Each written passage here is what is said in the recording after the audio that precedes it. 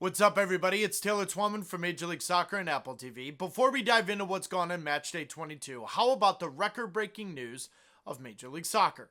In 2024, halfway through the year, 6.5 million fans have come to Major League Soccer stadiums to watch the games. That's nearly 1 million more than this point in 2023, including 5 matches with 60,000 plus. What does that mean? 2024, another record-breaking year for Major League Soccer, and in year 15 for me in broadcasting, it's an honor and privilege to be along for the ride. But that's not the point. Let's get back to our regularly scheduled program, Twellman's Takes. About 10 days ago, I was asked who I thought would be the front runner for the Supporters Shield. And at that time, I knew it. Real Salt Lake was on a 12-game unbeaten run. Miami with Messi and Suarez scoring goals for fun, leading the way to the lead of the Supporters Shield race. But I undeniably would have said FC Cincinnati. They had games in hand. They were the best defense in the league, only giving up 11 goals in their first 14 games. And I'd argue Luciano Acosta was having a better season than he was last year. And he won MVP last year. But in the last 10 days, ouch. Miazga and Hagglund both out at a minimum for 3 months. Miles Robinson away for Copa America and maybe even away now for the Olympics. They've now given up 12 goals in the last 5 games. And for a team that has won 24 one-goal games since the beginning of 2023, that's 50% more than anyone else. Can they now become the team that outscores the opponent? I don't see it.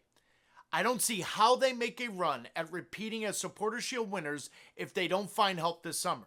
Now, the rumors are flying on who's coming in, who's coming out, who FC Cincinnati want from the U.S. men's national team.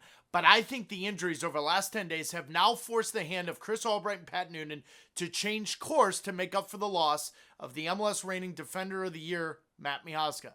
Interesting summer coming up in Ohio. Let's stay on the topic of the Supporters Shield. And while so far 2 games without Messi, Suarez, and Rojas, Miami's won both games. I think the attention should be on LAFC, which is crazy to think considering they had their worst start in franchise history, 2 wins in the first 6 games, and in large part because of an incomplete roster. That's the exact same roster they have now. Well, except for the addition of Chanot and Kamara, 2 MLS veterans who know what it takes to win in MLS. But in particular, I want to stay with the addition of Kamara because it has me thinking of what this team will look like this summer when Olivier Giroud arrives. Kai has started and played about 165 minutes or so for LAFC in the past week. In that week, LAFC outscored their opponents 7-2. I've been on the train that once they get a real natural 9, everyone else and everything else will click. Bogusz has been wonderful this year, but he's been out of position. To think that they could also sign one more DP to bring in with Olivier Giroud this summer is crazy.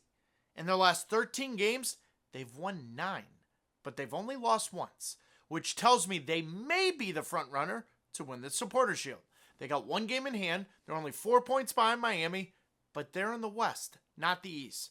Watch out for the black and gold. A little more than halfway through the MLS season, I'm going to give you 3 or 4 teams, and you tell me which one is a bigger surprise, for better or worse. Charlotte FC is higher in the Eastern Conference than Columbus, Atlanta, Orlando, and New England. 32 points, and they've scored the second fewest goals in the East. Now, Dean Smith was very public about we're going to simplify things and especially take care of business at home. Last year, they won 6 games in Charlotte. Already, they've done that this year. But more importantly, they've done it with defense and structure. Often in 2023, it was chaotic with them trying to defend for their lives. But sometimes the simplest way is the best way. They're the second best defense in all of Major League Soccer. Sporting Kansas City has 1 win in the last 14 games. Last year, they started the season winless in the first 10, but you could always point to the fact that they had 2 DPs out injured. When they came back, so did their season. From May 1st on, they were arguably the best team in the West. They surprised everybody by beating the number 1 seed St. Louis City in the playoffs handedly. So nobody, and I mean nobody, expected this. They've given up 44 goals for second worst in MLS. I've never seen this from a Peter Vermes coach team. And I don't know what they do now. Now, recently they parted ways with Brian Bliss, but that isn't going to fix anything in the short term. It feels like they're at a crossroads in so many ways.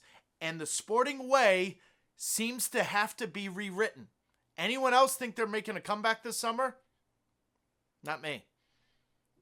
I don't know which one I got more wrong. Atlanta United or Orlando City. Orlando City I thought would be in the running for the Eastern Conference race, let alone the Supporters' Shield.